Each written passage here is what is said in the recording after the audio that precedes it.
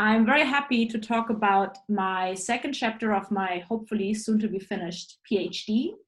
And this is my second experimental chapter that I mainly did with a student that I supervised last summer, Lena Peters.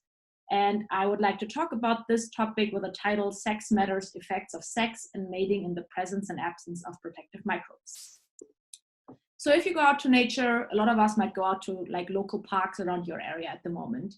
You might see that there's animals that are technically looking the same or are the same species, but they somehow still look different. So for example, if you see a peacock, you would see the female in the front of this picture and the male in the back. And the female looks very different from the male. The same is true if you go to any ordinary park. I guess there should be mallards where you can see the female on the left, the male on the right, and they also look very different. It becomes a bit more pronounced when you get to see some deers, where the males have huge antlers and the female have nothing whatsoever on their head. And another extreme example are these two sea elephants, where you do not see a mom and a cub, but in fact a male on the left and the female on the right. All of these differences between males and females are called sexual dimorphism, where it's the same species, but they appear differently. And that might have different advantages or strategies behind it. So the examples I have on the left, there it's mainly that the females need to be properly camouflaged when they're sitting on their nests with their eggs. So it's way better to be brownish like your surrounding rather than having like a very bright color and thus be very easily spotted by predators. On the other hand, if you have the deers and also the sea elephant, here the males have huge fights over who is actually going to mate with the females. So the stags are normally really like fighting over who's more dominant and who can mate with as many females, while the sea elephants, they are even looking to herd the other ones and to establish the dominance. And then they're going to be the father of the whole cubs of that year of all the females. But so all of the underlying reasons for these differences that you can observe visually are mainly due to the gametes. So females are defined as the sex with a bigger gamete, so with the egg, while the male is defined as the sex with a smaller gamete, the sperm. So this egg is a lot bigger and is thus very costly to produce, while for the male, producing the sperm is actually very cheap to produce. On the other hand, males have to carry other costs, like the peacock, what I already mentioned, the very costly courtship behavior. So normally females are the choosy sex, and the female will thus pick the male that has the nicest plumage and shows the nicest colors and feathers out there. While for the male fights, like in the sea elephants, you can see they're fighting ferociously to establish dominance. And here normally those males that are bigger will thus have an advantage over the other one. So we can see very costly intersexual competition here, while for females, there's barely any intersexual competition. There's a slight one in terms of some females get a bit of better place for breeding or for getting food, but it's very subtle and it's not nearly as strong as for the males. Due to these differences that we observe here, there's different strategies for the sexes how to basically stay alive. So for the females, it's very crucial to stay healthy and to give birth. So females need to have a certain level of health to actually be able to give birth and to lay their eggs or give birth to their child.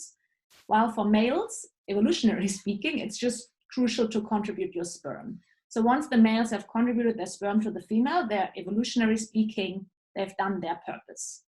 Due to these different strategies, there's also a different way of how to maximize your reproductive success. For females, they increase their reproductive success if they have an optimal number of offspring and also go for higher quality. So you rather have a couple fewer offspring, but then the quality is a lot better. So the female is the choosy sex who's going for the best, for the males with the best genes, while the males, for them, it's just crucial that they can actually contribute their sperm to the next best female. So they maximize their reproductive success by having as many mates as possible. These differences, or this kind of principle, was already described in 1948 by Bateman, and it's thus called Bateman's principle.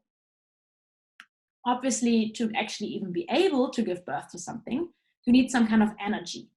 And this energy is normally given by food or all the other resources around you. And this available energy to the host, you have to maximize your fitness with, and you now have to like source out how much you invest in offspring and how much you actually invest in survival. For the matter of my talk, I will label it as reproduction and immunity, as survival is always a measure of how well you're actually able to fight an infection and how long you live. Given the point that I already mentioned before, we were now thinking whether the sexes distribute energy differently. So if you keep in mind that for females it's crucial to stay healthy enough to give birth, female might invest more in immunity and less in reproduction, while for males it's only crucial to contribute their sperm, while if they're very sick and they can still contribute their sperm, all their evolutionary purpose is still fulfilled. So males might invest a lot more in reproduction. Given that I've been working a lot on protective microbes, we were thus interested how a protective microbe, which is a microbe that can supplement the host's immune system and is well known across kingdoms like cacao tree, the Drosophila fly, the North American bullfrog, and also known from C. elegans. So here we have microbiota-mediated protection against pathogens. So how would this protective microbe that somebody somehow already assigned some kind of external energy to immunity, how would that change the energy that's being assigned to the two different categories? And we hypothesized that for females, we would see that they are actually able to invest more into reproduction once they have the benefits from the protective microbe, while for males who are hypothesized to have a very bad survival anyway, they would do a lot better once they are provided with the benefits from this protective microbe. For this, we set up an experimental system where we use the line that's not very commonly used in normal C. elegans studies, which is the line EEVD00 generated by Enrique Teotonio. And this encompasses 16 different wild isolates that were all crossed together to have a very high genetic diversity. But the reason I mainly used it in this project was that it has females, which are basically hermaphrodites carrying a FOC2 mutation. The FOC2 mutation makes them unable to actually produce sperm on their own, so they only carry the eggs. And the same line also has males. So I have a stable sex ratio of 50-50, and worms need to outcross to actually reproduce offspring for the next generation. So I used these benefits to set up a mating grid in which I used to disentangle certain things that are related to mating. So I raised my worms from the L1 to the L4 population in mixed populations, so males, females all together. Once they reached L4 stage, I separated them into either females only, males only, or 50-50 plates. So I made sure that worms had not yet mated, and I would have females only so that they would also not mate for this time. I then left them on these plates for 6 to 8 hours, and I only continued once I could see that they had actually mated, which I determined by the appearance of eggs on the plates. Once they had mated, I would pick them again, and I would have different mating treatments where I have unmated females. So these females have never seen mating males before. I have shorter mated females that had mated for males for 6 to 8 hours, but are now separated from the male again. And then I have lifetime mated females that were for their whole life on plates with males that are also lifetime mated then. And then I also have the other side of shorter mated males only with a female for 6 to 8 hours and unmated males. So they have never seen a mating female. One important thing to notice is that the unmated female and the shorter mated female plates, there is no male. So these are truly single sex plates. And the same is also true for the males, where I do not have any females. In the setup, I used C. elegans and different bacteria, so mainly 2 different bacteria. So I bleached my worms, I exposed them to food for 48 hours at 20 degrees, and then I infected them with Staphylococcus aureus for 24 hours at 25 degrees. I then did survival assays where I counted the amount of alive worms, 1 meaning all of the worms are alive, and the lower it gets, the more worms are dead. And this is the measure of pathogenicity I get for this particular Staph aureus strain. When I then tested for Enterococcus faecalis and food mixed together, again 48 hours at 20 degrees, and then later exposed to food, I can see that there's barely any dead worms. And if I now expose my worms first to Enterococcus and food, and then later on transfer them to the pathogen, I can see that there's an intermediate survival, meaning that Enterococcus is protecting the worm from an infection with Staph aureus. To make this talk a bit easier and less confusing, I will try and skip any species names and only stick to protective microbe, pathogen, and food. And I will now quickly introduce you to the 3 bacterial diets that I was looking at, which is worms that have only seen food, nothing else throughout their whole life. Then worms that have been exposed to food first for the L1 to L4 stage, and then later on being transferred to the pathogen. And then those worms that have been exposed to the protective microbe first, and then being infected with the pathogen. So these are the 3 bacterial diets that I will be speaking about. And the overall question that I was asking with this project was, are there differences between the sexes with microbe-mediated protection? And I have 4 subcategories for this. One is pathogen infection. The second one is lifespan. How do worms deal with these different diets across their whole life? Are there changes in behavior? And do I see a difference in offspring production? So starting with the pathogenic infection, which I already showed you the protocol for before, I again plotted proportional life on the y-axis, and the x-axis shows the different sex and mating statuses. So on the left, you will always see females in red, and on the right, you will always see males in blue. And the darker the color, the longer the worms have mated. So on the very left, you have always unmated, short-term mated, and then lifetime mated on the very right. So this is the same across almost all of my graphs to keep it consistent. So if I come back after pathogen infection after 24 hours and count alive, I can see that those lifetime mated females show a huge reduction in dead worms, while there's no significant difference between unmated and short-term mated females. If I now check the same for the males, they are not affected by mating whatsoever. This was very surprising to me, as I had hypothesized that males would do very poorly on the pathogen, but actually the opposite was the case. When I then checked for survival when worms were transferred the benefits from the protective microbe and were then infected with the pathogen, I could see a similar pattern for the females, namely that lifetime mated females were again performing the worst. But this time also the short-time mated females would do significantly worse than the unmated one, but significantly better than the lifetime mated ones. While again, males seem to not really care how long they've been mating, which worms are present on the plate. So males seem to just don't really care about these things. So I can summarize for pathogen infections that females suffer more during pathogen infection and that the males are not affected by the different mating treatments. When I then checked for lifespan, I plotted again proportional life on the y-axis from 0 to 1, and I plotted the lifetime in days. And each diet will have 2 blocks. So the left block will always be in red for the females, and the right block will always be in blue for the males. And I have the 3 different diets next to each other, and the colors indicate which diet it is. So food on the left, pathogen infection only in the middle, and then protective microbe and pathogen on the very right. And when I plotted it for food, I could see that lifetime mated females were performing the worst. And also when you were looking at the plates, they were doing the worst. So these worms were not really nice to look at. They were really sick and they were not very good. While the males, surprise, surprise, again, didn't really care about any differences in mating treatment. And I could observe the same pattern of no difference for males, but lifetime mated females doing the worst across all different diets.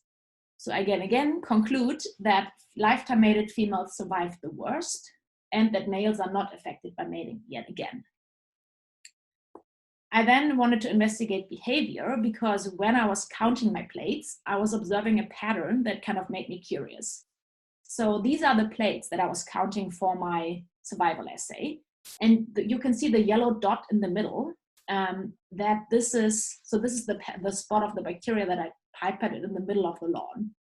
And as you can see on the very right, that's the plate with very low activity, while on the left, you can see a plate with very high activity. So worms were crawling through that spot, and then we're just like getting the bacteria all over the plate. So obviously this is kind of hard to quantify. So I was wondering how I could actually plot that I can see these differences in behavior. So I decided to plot the amount of, the proportion of worms that I would find at the edge. So whenever you look at a petri dish from the top, there's always the tiny area between the edge of the plate, and the petri dish that you kind of have to flip the plate slightly to actually be properly able to see it. So whichever worms I found there, I was plotting on the y-axis here. And then again, the same setup, sex and mating status on the x-axis.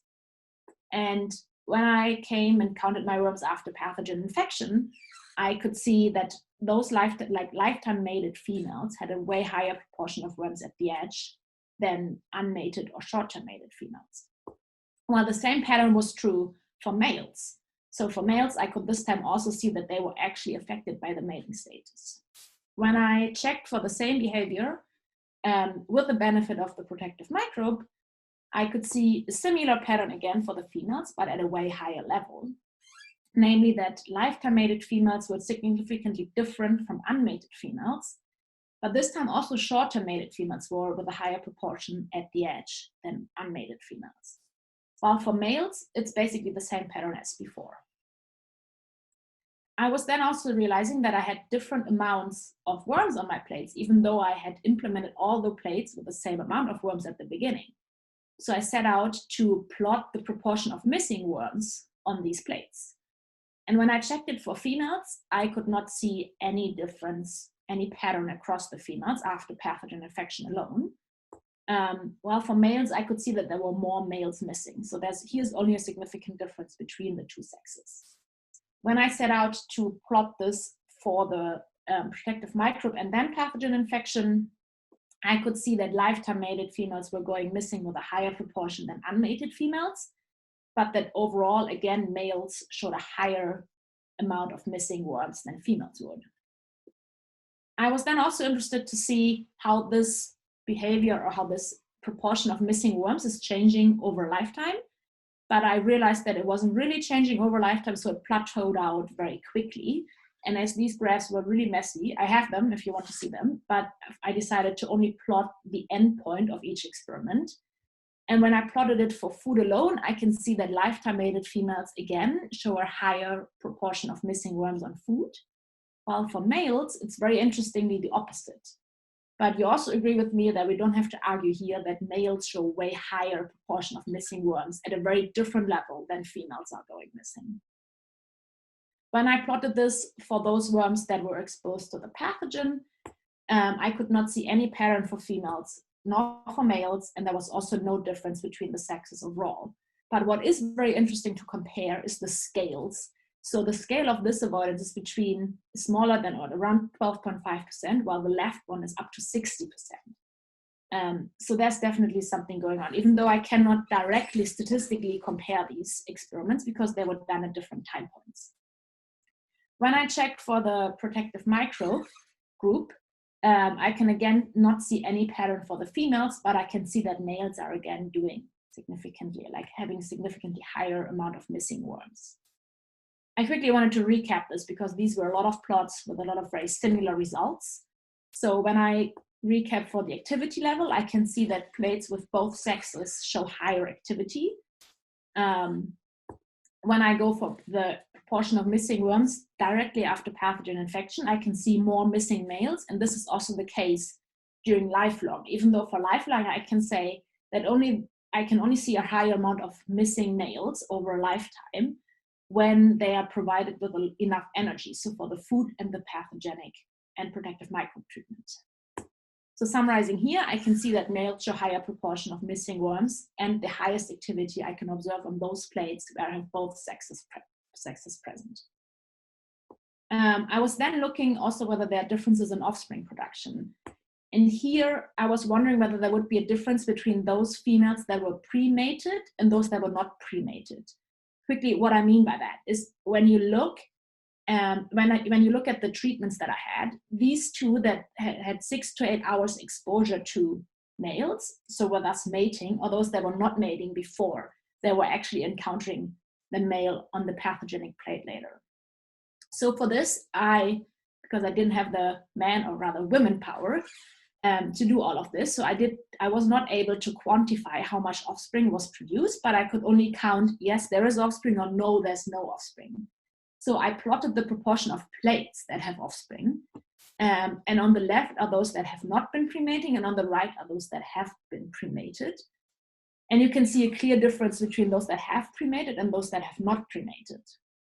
While I could not observe this pattern when worms were transferred the benefit from the protective microbe. So I then wanted to check whether I can see this pattern continue across a lifetime. So I plotted the days of offspring production for the 3 different diets.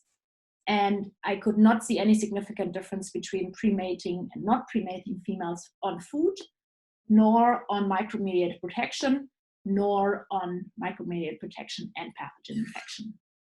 So I can conclude that I observe reduced mating without the protective microbe, and that this phenotype that I observed during pathogen infection is rescued over a lifetime. So now I have all of this bunch of results, and it's been a lot of plots, and it's kind of been difficult. So what is kind of the overall conclusion I can now draw from this? So what I attempted was to observe and compare whether the sexes use the benefits that are being transferred to them by the protective microbe differently. So do females use it differently than males do? And I can say, yes, they do. Because for females, I can observe that with the microbe-mediated protection, they show higher investment into egg production, which is what I could show you with these graphs that I showed you at the very end. But this might also explain why the survival assays that I showed you here look so different, because you can now see here, those are those with microbe-mediated protection. These are significantly different from these and from these, while these ones are not. And the reason for this is that these ones, there's fewer ones that actually invest energy in egg production. While for males, they use the benefits from the microbe-mediated protection to show higher activity, and thus might be scavenging might point to scavenging for females a bit higher, which I could show you here when I was plotting it over a lifetime, that I could see once males are provided with enough energy, they would actually go missing at a higher rate. And with this, I would like to thank you for your attention. My supervisor back in Oxford, Mike Bonsall, the Bonsall and the King group for all their support, and the funding buddies. And I am looking for a postdoc position at the East Coast. So if you happen to know someone or might be looking for a postdoc yourself, please get in touch. Thank you very much. Thank you, Anke, for a very nice talk. So we can take a few questions now. Please write them in the chat. You can access it through an icon at the bottom of your Zoom window, and I will read them to Anke. So we can start with the first question from On. Is the protective effect of E. faecalis because E. faecalis inoculate the new plate when worms are transferred, or due to a change in the worm states? Sorry, could you repeat that question? Is the protective effect due, like when you transfer the worm from an E. faecalis loan to the new one, is like that protective effect carried over because you carry the worm, you carry the bacteria with the worm? No, it's been carried over because it's in the worm. So I've done experiments where I was filter tip washing worms, so literally removing all the bacteria that were on the cuticle of the worm. But that didn't work for this setup because if I have a pipette can't distinguish between males and females. But I checked and I picked all the worms by hand with a metal wire, or with a platinum wire. And I did not transfer significant amounts of Enterococcus. All right. Another question from Itanu. Would pathogen avoidance behavior confound the activity level? So I was thinking about that, but given that I have differences in the, let me see whether I can actually go back. So the activity and the avoidance behavior, which would be this one, they are different. So here on the activity level, you can see that the activity level is higher for those lifetime mated worms. But the proportion of missing worms is still higher for the males, which would kind of point to that the males might be at the edge to then avoid it, while the females might actually be at the edge to stay. So there's a difference. If that would be linked directly, then I would expect that females would also go higher in missing rate, which I cannot observe. All right. A new question from Jane. What was the food and how do your results compare with Lipton and Emmons? But so we used salmonella as food, non-pathogenic salmonella, in which To whom is she referring? Sorry, I didn't quite catch that. I think Lipton and Emmons might be a study. Oh, I don't know that study, sorry. I can look it up and then I can get in touch. Can I somehow get the email for Jane? I think, yeah, she can contact you on. Yeah, that would be great. I can look it up, but I have never, like, that never popped up. All right, a new question from Audrey Nagel. Have you tried the survival assay with hermaphrodites? Would you expect their survival to look closer to male since they can control energy put into egg production? So I have done these assays, the lifespan assays, with hermaphrodites, yes, and they basically look the same as females. So I looked at N2s and because this Portuguese kind of strain line is a very specific strain line, so it has a lot of like different genes than N2s. But I also did it with the Portuguese that are kind of similar to this Portuguese line. And they look very similar to females. Okay. Another question from Samuel Slovinsky. Why were lifetime mated female more susceptible to the pathogen than unmated female? Do you have an idea? So I think what I was thinking is what I could observe when I was basically like watching and counting my plates is that males were mating with anything they could get. So even when there was a dead body on the plate, the female was almost completely dissolved. The males were still attempting to mate with the female. So what I was thinking, and what's my hypothesis at the moment, that the lifetime mated females do a lot worse than other ones because the males are damaging their body. And even after females have already finished egg production or after their health has declined, that they can't produce any eggs anymore, males will still try to mate with them and by this damaging their body. All right. A question from Daniela Vidal. With missing worm, do you think they're crawling out of the plate or just dying and dissolving? I think they are crawling off the agar. So I sometimes checked, but sometimes it was just getting too much, that they were either sitting at the plastic edge, so kind of higher than the agar, or they were crawling between the agar and the plastic dish. But because, especially for the lifelong avoidance that I was looking at, I would transfer worms to new plates every 24 hours to not mix up the adults with the offspring. So there was no way of return. So once you're gone and I switched all the other worms to new plates, the plate went to the bin. All right, thank you.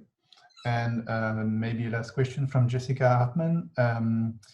Have you ever tried to vary the proportion of male and female? No, I actually haven't. At the beginning, I used to do survival assays where I had males and females on the plate together, and I wouldn't directly check for 50-50, so it might be 49-51, but it's always around the same sex ratio. I haven't tried anything else, no. All right, okay. And last question from Rebecca Szlakowski. I may have missed it, but was the line isofemale or was there genetic diversity? She was wondering about the specificity versus the generality of the response.